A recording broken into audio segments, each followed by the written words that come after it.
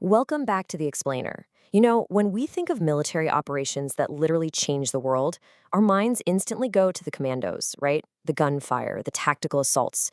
But behind every legendary raid, there's a massive, hidden web of covert logistics, high-stakes diplomacy, operatives working frantically in the shadows to make the impossible, well, possible.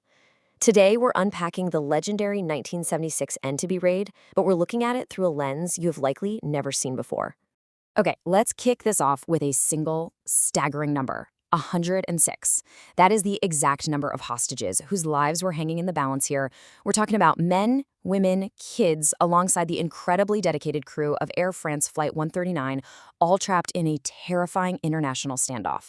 Their survival depended entirely on decisions being made thousands of miles away by people they'd never even met. So it begs the question, how do you actually pull off the most impossible rescue mission in history? The ultimate challenge facing Israeli forces was how to safely extract these people while they were stranded over 4,000 kilometers away, deep in hostile territory. Think about the sheer scale of that for a second.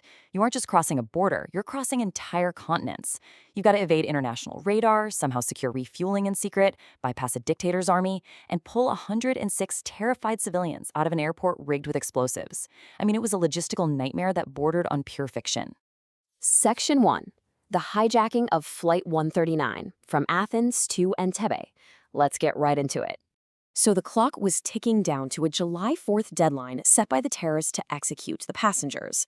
Originally bound for Paris from Tel Aviv, the flight was hijacked on June 27th, right after a stopover in Athens. By the very next day, after a quick refueling stop in Libya, the plane was forced down at Entebbe Airport in Uganda. And Uganda at the time was ruled by the erratic and brutal dictator Idi Amin, who actually welcomed the hijackers with open arms. The terrorists demanded the release of over 50 militants held globally.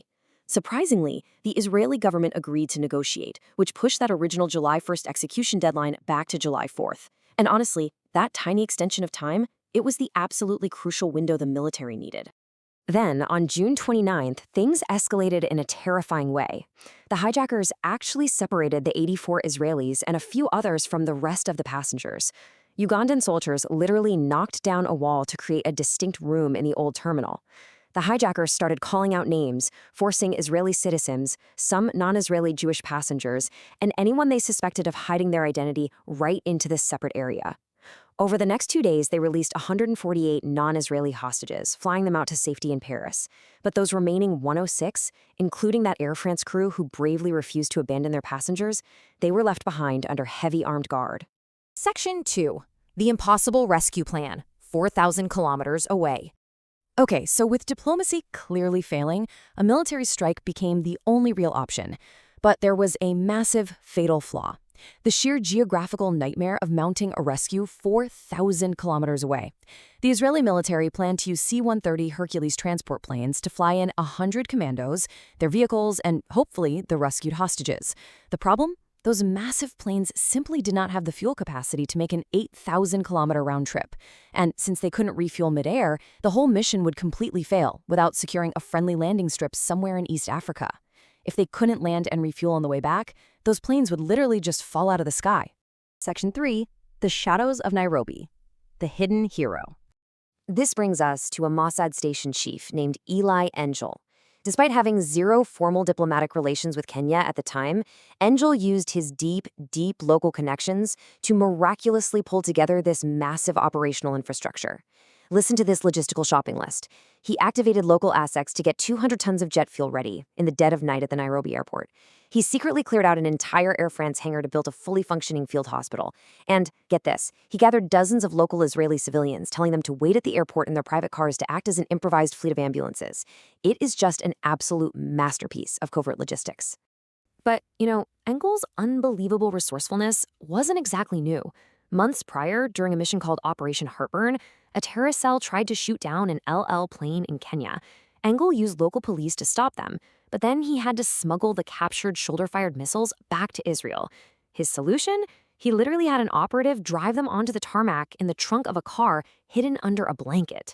When the local Kenyan airport guards walked up, they were handed 2 bottles of whiskey, and they just happily waved the car right through. I mean, that is exactly the kind of wild ingenuity Engel brought to the Entebbe crisis. And here is one of the most surreal details of the whole operation. while the commandos were flying toward Uganda. Engel's own private home in Nairobi was transformed into the forward command post. You had top intelligence and military brass, including future Prime Minister Ehud Barak, all crammed into his living room managing this crisis. To cut the suffocating tension in the room, Engel's wife actually sat down at their family piano and started playing Scott Joplin's The Entertainer.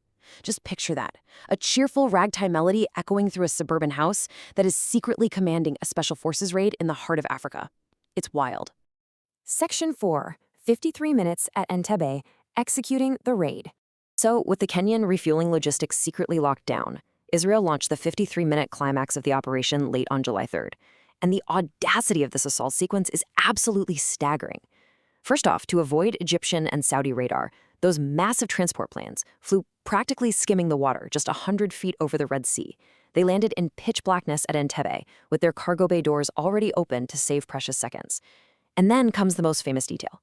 They deployed a black Mercedes, specifically chosen because it looked exactly like Idi Amin's personal vehicle, flanked by Land Rovers. The whole goal was to trick the Ugandan sentries into thinking the president was paying a surprise midnight visit, so the commandos could drive right up to the terminal. The second they stormed the old terminal, the commandos were shouting warnings in Hebrew and English through megaphones. Stay down, we are Israeli soldiers. This instantly sparked a brief but incredibly intense firefight. In just a matter of minutes, the commandos eliminated all 7 of the hijackers in the hall. Tragically, in the utter chaos and crossfire of those first few moments, 3 hostages were killed. But the sheer speed and total surprise of the assault overwhelmed the captors before they could execute their plan. Following the lightning-fast raid, the surviving hostages were rushed onto the planes, while another team destroyed the Ugandan fighter jets on the tarmac so they couldn't be chased. And then, they flew to safety in Nairobi. Section 5, the aftermath and legacy. The toll of Thunderbolt. Now, the immediate human cost of this mission was severe across all sides. 102 hostages were successfully rescued and flown home, but 4 hostages ultimately lost their lives. On the military side, Yonatan Netanyahu, who was the commander of the assault unit, was the sole Israeli fatality, killed by gunfire from the airport control tower. And the cost for Uganda was massive, with 45 soldiers killed during the firefight, alongside all 7 of the hijackers.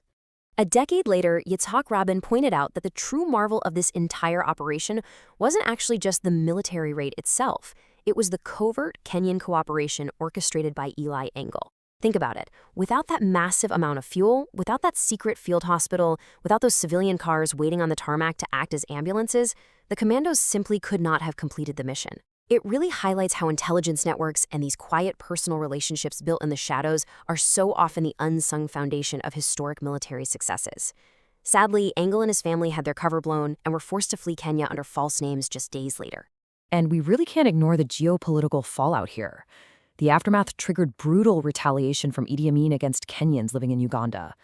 This resulted in the horrific deaths of 245 people and forced 3,000 more to flee as refugees.